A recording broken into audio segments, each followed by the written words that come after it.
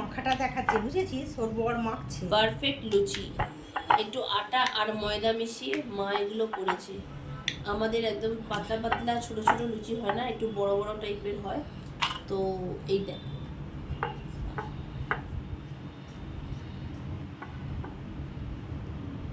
বলবি তো আজ একটু খাই দেবো, তুই কী করবি? আমার শেষ তো মাছ মাংস তো হয়নি, মা নিরামিষ খায় সেইটা।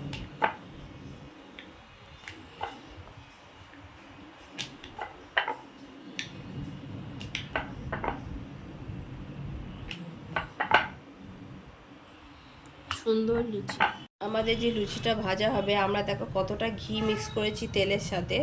এটা ঘিয়ের লুচি হবে, সো এতটা ঘি দেওয়া রয়েছে তেলেতে।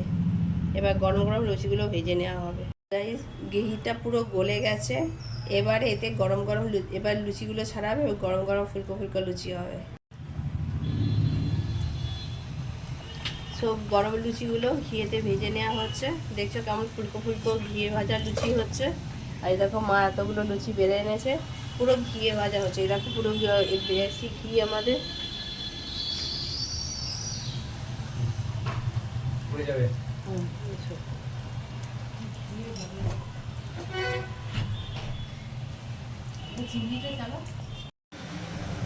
সো গাইস দেখো কত ফুলকো ফুলকো লুচি হচ্ছে। আর এখানে দেখো কত ফুলকো ফুলকো লুচি এখানে করে রাখা রয়েছে। আর সব ঘিয়ের লুচি হচ্ছে, কোনো এমনি লুচি নয়, সব ঘিয়ের লুচি, ফুলকো ফুলকো লুচি। গন্ধটা তো তোমরা পাচ্ছ না, কিন্তু আমি তো পাচ্ছি, মানে অপূর্ব অপূর্ব স্বাদ।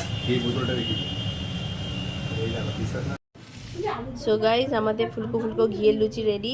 তো ঘিয়ের লুচি, এ দেখো আলুর দম, ছোলার ডাল আর পটল ভাজা নিয়ে চলো খাওয়া যাক।